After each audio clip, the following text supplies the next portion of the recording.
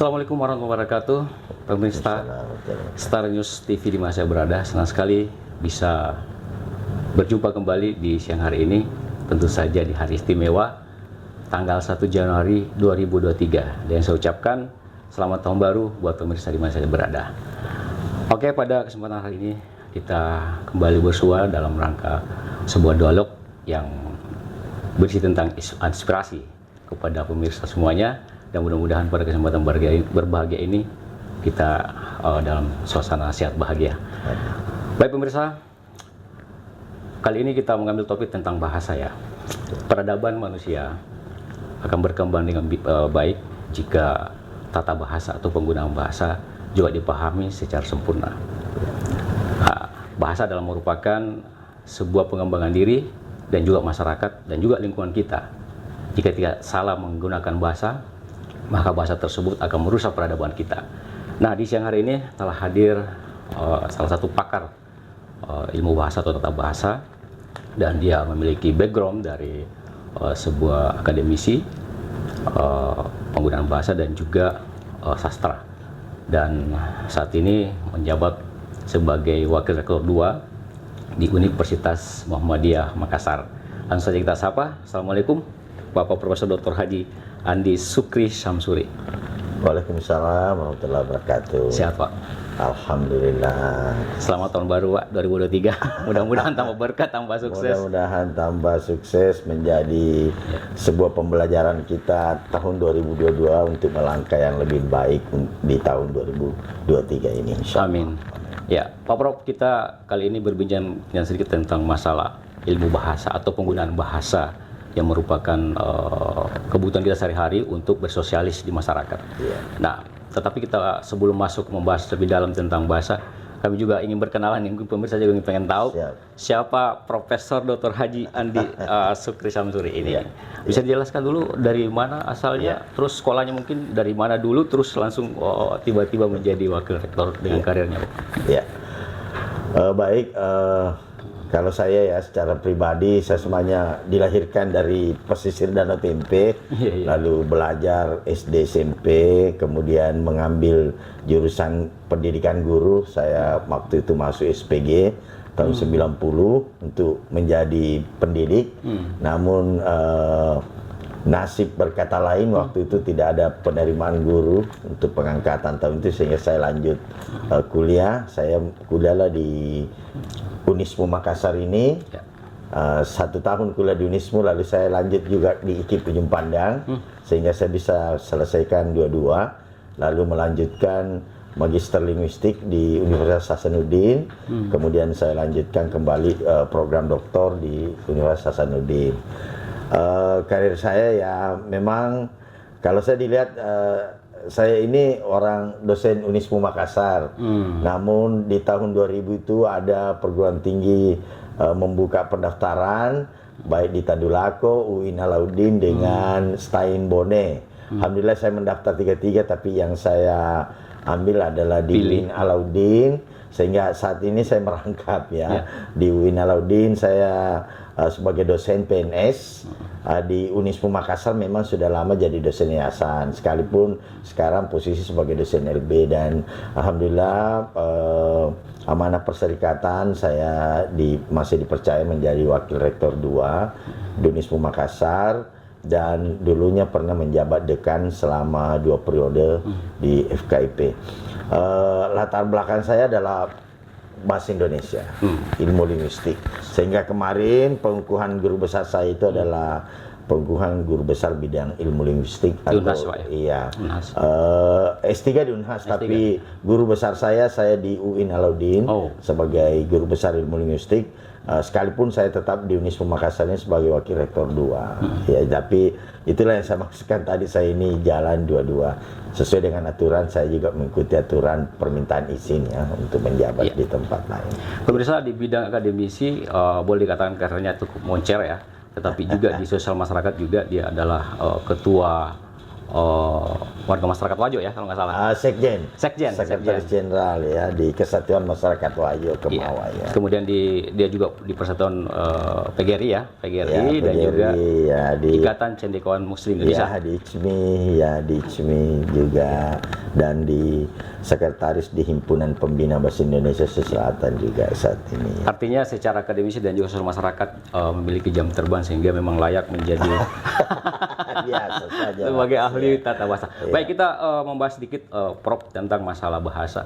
Kalau Prof sendiri melihat secara umum penggunaan bahasa itu di masyarakat itu seperti apa sih? Apakah sudah mulai kaidah atau mungkin harus ada diperbaiki sedikit supaya kita ini betul-betul mencirikan bangsa Indonesia yang sebenarnya? Oh iya. Sekarang ini kan memang di kalangan kita kadang-kadang menjadi persoalan, ada yang mempersoalkan bagaimana bahasa Indonesia itu untuk tetap eksis hadir di tengah masyarakat. Tentu memang ada beberapa perencanaan, planning, tapi juga tidak boleh melupakan peran bahasa daerah, katakanlah bahasa Bugis, bahasa Makassar. Itulah sebabnya pemerintah melalui Badan Bahasa selalu mendengungkan istilah mengutamakan bahasa Indonesia, melestarikan bahasa daerah dan menguasai bahasa asing. Memang perlu dipahami bahwa ketika kita berbahasa itu komunikasi kita kan ingin lancar kepada para pendengar, para penyimak. Oleh karena itu ada kriteria dan norma yang harus diikuti.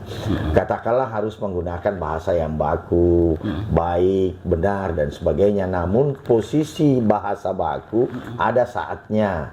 Ketika situasi formal itu harus menggunakan bahasa baku.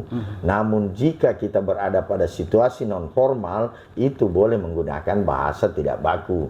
Katakanlah ketika kita ke pasar tidak dituntut kita menggunakan bahasa Indonesia yang baku. Tidak mesti berapa harga ikannya per ekor, malah orang menertawai kita kan. Beda kalau di tengah perkuliahan ataukah pada situasi-situasi resmi itu harus menggunakan bahasa yang baku. Itulah yang dimaksudkan penggunaan bahasa Indonesia baik dan benar. Baik di sini adalah sesuai dengan norma dan etika masyarakat.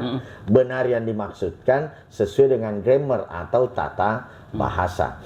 Oleh karena itu memang seperti saya insan pendidik dalam kaitannya dengan dunia bahasa, saya harus mengajarkan mana bahasa yang baku dan saat kapan digunakan dan mana bahasa yang tidak baku saat kapan digunakan. Orang sering mengatakan semahal-mahalnya pakaian pesta jangan dipakai ke kolam renang, dan semahal-mahalnya pakaian renang jangan pakai ke pesta. Samalah seperti itu gambaran penggunaan bahasa Indonesia.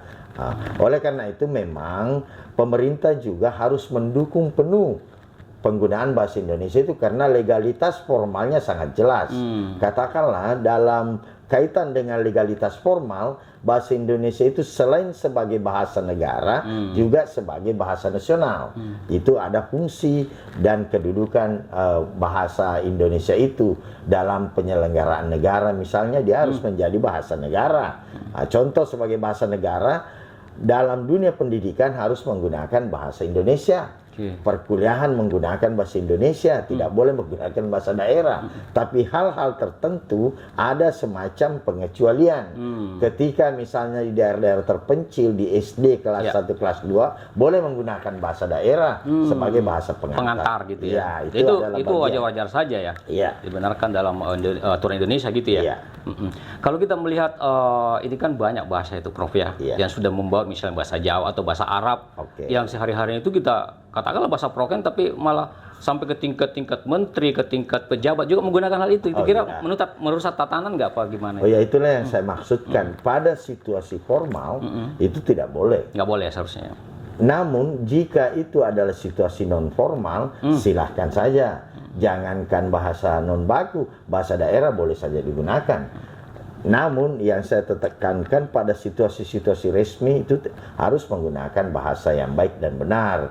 Katakanlah seperti di Kota Makassar ini saya lihat sudah mulai bagus penggunaan bahasa Indonesia pada setiap komponen ataukah unsur-unsur di dunia pemerintahan Kota Makassar. Di sisi lain juga sudah banyak mengubah nama-nama hotel yang biasanya berbahasa Inggris sudah menunjukkan bahasa Indonesia. Itulah semua bentuk penegakan penggunaan disiplin berbahasa Indonesia. Iya. Kalau kita berbicara tentang untung dan rugi, Iya. penggunaan juga bahasa asing ini kan juga katakanlah kalau tadi kita sebut perhotelan ya, Iya. itu kan bahasa marketing supaya orang menarik, Iya. orang semacam iklan gitu ya. betul. Itu berpengaruh negatif atau positif terhadap tatanan bahasa Indonesia enggak? Oke, jadi seperti ini ya. Dalam bahasa Indonesia memang ada namanya bahasa Indonesia untuk tujuan khusus. Oke. Ya. Kita harus memahami bagaimana penggunaan bahasa Indonesia dalam kehidupan pers. Iya. Bagaimana bahasa Indonesia dalam marketing. Katakanlah saya contohkan di jalan raya, kita tidak boleh menggunakan bahasa yang panjang. Harus pendek dan jelas. Itu bahasa Indonesia ragam promosi.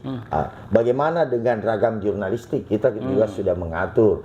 Ragam marketing sudah mengatur. Hanya memang persoalannya pada koridor-koridor tertentu. Itu tetap kita harus mewujudkan tatanan dan wujud yang memang diamanatkan oleh pemerintah. Jadi memang kita mengenal ragam bahasa lagi. Saya ini memang guru bahasa Indonesia, tapi saya juga orang sosiolinguis. Sebagai sosiolinguis harus menghargai berbagai ragam bahasa itu. Oke, sosiolinguis ini kan membahas, mendalami, menganalisa tentang bahasa, Bang ya. Iya. Di dalam format berbahasa secara general Indonesia atau bangsa Indonesia ini sudah baku atau belum? Kalau kita ingin menanyakan baku dan tidaknya, kita kan tidak melakukan semacam parameter pengukuran. Tidak ada survei juga. Tidak ada survei, tetapi penelitian serupa itu masih sering kita temukan bahasa yang tidak baku pada situasi yang resmi. Tapi kalau ditanyakan berapa persentase, saya tidak bisa menentukan karena itu adalah penelitian. Kalau secara umum? Secara umum ya, makanya karena masih adanya penyimpanan itu, maka perlu ditegakkan. Sekiranya tidak ada penyimpanan, saya kira orang tidak minta supaya diluruskan. Oke, perlu menegakkan. Nah, selaku akademisi sedang mendalam tentang penggunaan bahasa ini, bagaimana keterusikan melihat penggunaan bahasa yang belum sempurna di Indonesia ini? Ya, saya kira memang perlu dukungan penuh ya. Yang pertama dari pemerintah, bahwa tolong membantu kita penegakan, terutama pemberian nama-nama seperti hotel tadi ya. Bagaimana, apa salahnya lah kalau kita menggunakan bahasa Indonesia. Kalaupun nanti memang dibutuhkan bahasa asing, kan tidak apa-apa ditulis di bawahnya, bersusun. Sama dengan nama-nama jalan, katakanlah di Jogja ya. Selain ada bahasa Indonesia, juga memang tetap ada bahasa Jawanya di bawah. Oleh karena itu kita mencari jalan yang alternatif ya, tanpa ada yang semacam diskriminatif. Memang kemudian yang kedua, pengguna bahasa Indonesia itu sendiri perlu ada kesadaran adik-adik, para remaja, para pelajar untuk mencintai bahasa Indonesianya sebagai bahasa persatuan dan bahasa negara. Karena jika penuturnya saja tidak mencintai, tunggu kepunahan bahasa itu. Saya sering diundang bicara tentang kepunahan bahasa. Bagaimana bahasa itu bisa punah? Tidak ada yang bisa memberikan jaminan bahwa bahasa Indonesia itu akan eksis terus. Bisa saja punah kalau tidak digunakan sesuai dengan fungsinya dan tidak dicintai oleh penuturnya. Oleh karena itu tadi ada dua hal yang penting, bagaimana bahasa didukung penuh oleh pemerintah pengambil kebijakan, dan yang kedua adalah penuturnya sendiri. Ada potensi nggak kepunahan itu terjadi? Bisa. Ciri sebuah bahasa punah, yang pertama adalah ketika ibu-ibunya tidak mencintai bahasa itu. Ibu-ibu itu kan dekat ke anaknya dibanding bapak. Ibu ini sering berinteraksi dengan anak. Oleh karena itu, kalau si ibu tidak mencintai bahasa itu, tunggu kepunahan bahasa itu. Apa ciri yang mencirikan kedua bahasa itu bisa punah? Ketika anak mudanya tidak mencintai bahasa itu lagi, tunggulah kepunahan bahasa itu. Dan bisa saja kan akan terjadi di Indonesia, sudah mulai tampak beberapa aksara bahasa daerah orang tidak bisa membacanya, tidak mengetahui. Ya, sebenarnya begini Mas ya, kepunahan bahasa, jika bahasa itu punah karena sebuah bencana atau karena mati kelaparan, semua penuturnya itu tidak disesali. Ya. Itu sudah Karena takdir. faktor alam. Iya, faktor alam. Dan itu kan sering terjadi di daerah-daerah bencana dan sebagainya. Yang dikhawatirkan yang mana? Yang dikhawatirkan adalah jika penuturnya ada lalu bahasa itu punah. Bisa saja terjadi seperti yang saya sebutkan tadi. Potensinya di ibu itu sama kepada anaknya iya, misalnya ya. salah satunya kan, atau anak-anak itu tidak mencintai bahasa itu lagi, tunggu kepunahan. Nah, selaku akademisi bagaimana sehingga kecintaan bahasa Indonesia itu bisa terpatri di dalam anak-anak balita sampai dewasa itu? Oke, disitulah kelebihan negara Republik Indonesia karena bahasa Indonesia disajikan sebagai bidang studi di sekolah. Oke. Jadi sebenarnya pembelajaran bahasa di sekolah itu adalah kawat canda di muka. Pemertahanan bahasa Indonesia, dan ini sesuatu yang sangat indah bagi negeri kita yang membedakan dengan negeri lain. Kemudian yang kedua adalah karena meletakkan bahasa Indonesia sebagai bahasa nasional dan sebagai bahasa resmi kenegaraan. Berbeda dengan negara tetangga kita misalnya. Ada negara tetangga kita menggunakan bahasa resmi negara 2. Ada malah bahasa nasionalnya 2. Yang fatal lagi kalau sebuah negara tidak jelas mana bahasa nasionalnya, mana bahasa. Dan inilah kesyukuran kita negara Kesatuan Republik Indonesia. Dan saya kira ini adalah warisan dari Sumpah Pemuda. Baik. Betapa Mas seandainya saat ini baru dibicarakan bahasa nasional kita, itu akan menjadi persoalan selamanya sampai saat ini. Pemilihan presiden saja kan perdebatan panjang dan sebagainya. Coba seandainya bahasa Indonesia baru mau ditetapkan. Inilah kesyukuran adanya Sumpah Pemuda. Nomor satu, warisan yang tak ternilai dan rahmat dari Allah ya dengan adanya Sumpah Pemuda. Dan masih dalam satu butir Sumpah Pemuda itu, Bang. Betul. Butir Sumpah Pemuda yang ketiga itu menjunjung bahasa persatuan bahasa Indonesia. Inilah yang dimaksudkan dari pertanyaan Mas tadi tentang itu ya. Pemirsa, kadang-kadang kita harus menempatkan bagaimana penggunaan bahasa itu, apakah daerah, nasional, dan juga bahasa-bahasa spesifik. Ya, tetapi pada dasarnya juga ini kita harus mempertanyakan kepada profesor ini bahwa satu sisi penggunaan bahasa Indonesia itu harus baku, tetapi di sekolah-sekolah diajarkan bahasa-bahasa daerah. Bahkan tidak sedikit yang orang asing yang pasti berbahasa Bugis misalnya atau berbahasa Jawa. Nah, ini kan menularkan budaya seolah-olah itu termarginalkan bahasa Indonesia. Itu bagaimana ya, itulah yang saya maksud tadi. Kita junjung apa yang dimaksudkan dari Badan Bahasa itu adalah mengutamakan bahasa Indonesia, melestarikan bahasa daerah, menguasai bahasa asing. Kita harus memahami ya bahwa puncak-puncak kebudayaan daerah itulah kebudayaan nasional. Oleh karena itu kita meletakkan bahasa Indonesia pada tempatnya untuk diutamakan sebagai bahasa resmi negara dan bahasa nasional, dan tetap kita melestarikan bahasa daerah. Saya senang dengan pemerintah Kota Makassar, dengan pemerintah Kabupaten Goa, dan beberapa mudah-mudahan bupati lain juga bisa mengikuti. Beliau itu akan menetapkan 1 hari menggunakan bahasa daerah. Nah, sebagai bentuk pelestarian ya. Dan juga yang kedua, kita salut dengan tetap meletakkan bahasa Bugis, bahasa Makassar, bahasa Toraja sebagai pada tempatnya sebagai bidang studi. Bukan hanya sebagai muatan lokal, tapi sebuah bidang studi yang diajarkan pada kelas-kelas di SD, SMP, malah kalau sampai SMA. Itu adalah bagian dari melestarikan bahasa daerah. Dan sekaligus budaya. Sekaligus budaya, karena banyak hal yang kita bisa dapatkan dari bahasa daerah, anak-anak tidak pahami. Katakanlah seperti budaya Siri, budaya Makassar, dan budaya Reso misalnya dalam bahasa Bugis, bahasa Makassar. Semua itu bisa digali dari bahasa daerah, budaya daerah. Inilah perlu kita lestarikan bersama. Hanya memang persoalannya adalah terpulang kepada kita. Bagaimana penutur itu dan bagaimana pemerintah mendukung penuh tentang pelestarian bahasa daerah dan pengutamaan bahasa Indonesia itu. Oke, Prof, ada 2 tadi daerah yang disebutkan bahwa udah mulai membuat program tentang bahasa daerah, itu Goa dan Makassar ya. Itu apa sebuah masukan dari akademi seperti profesor ya kan? Dan juga apakah nanti berlanjut ke daerah-daerah lain? tentang pola itu? Ya saya kira tentu yang seperti itu ada studi kelayakan dan tentu mereka memang sudah seminarkan melihat pertimbangan-pertimbangan pelestarian dan saya kira juga memang di pemerintahan itu adalah orang-orang ahli masing-masing di bidangnya, tentu memang punya pertimbangan.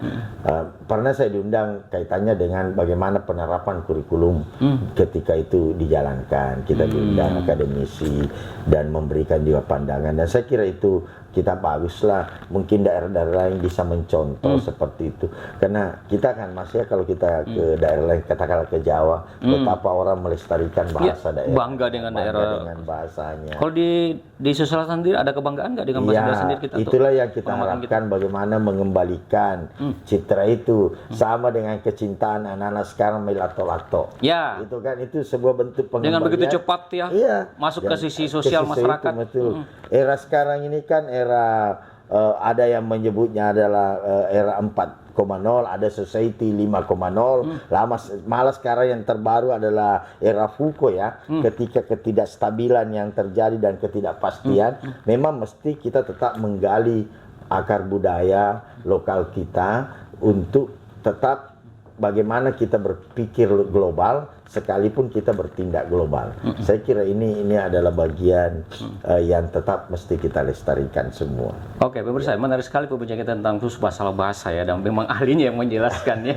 Tapi Prof, saya melihat CV-nya Prof itu kan justru malah ke bahasa daerah yang diperdalam ya.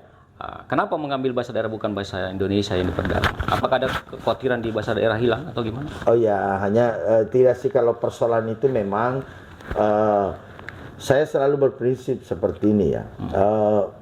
Mengenai bahasa kita siapa lagi yang mau menjunjung tinggi kalau bukan dari kita sendiri. Kemudian memang yang kedua saya di UNE IKIP Ujung Pandai itu saya mengambil jurusan bahasa Bugis. Oke. Ya, hanya di Unismu kemudian ambil SD S3 itu bahasa Indonesia.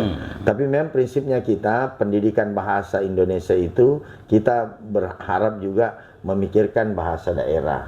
Makanya saya juga selain ikut di Himpunan Pembina Bahasa Indonesia, saya juga bergelut di Himpunan Sarjana Kesastraan Indonesia. Ya, kan memang background sastra juga, sastra dan bahasa ya. Sehingga itulah yang terjadi. Kemudian yang kedua memang komitmen kita lah terhadap kecintaan pada bahasa daerah. Tidak berarti karena jurusan bahasa Inggris maka melupakan bahasa daerah atau bahasa Prancis, tidak boleh. Kita semua harus menjunjung tinggi akar budaya kita ini, apalagi di Indonesia ini. Iya. Oke. Pemirsa, kita terikat dengan waktu, tapi satu lagi yang kita ingin gali sebagai statement closing dari Prof. Ya. Itu kan memulai dari D3 ya, untuk karir akademisinya, tapi sudah menggunakan cinta dengan bahasa. Mendalami secara bahasa itu. Kenapa memilih bahasa dok, bukan ilmu yang lain? Yang pertama mungkin ini sebuah takdir ya. Kemudian yang kedua memang kecintaan saya itu terhadap bagaimana bahasa itu dalam kaitannya dengan bisa digunakan berkomunikasi dan bisa bersosialisasi dengan orang lain. Mungkin memang hidup saya harus hidup banyak bersentuhan. Mewakafkan dengan bahasa ya. Mewakafkan dengan itu. Karena perlu dipahami Mas ya bahwa bahasa itu selain sebagai alat komunikasi juga alat berpikir. Itu yang harus dia.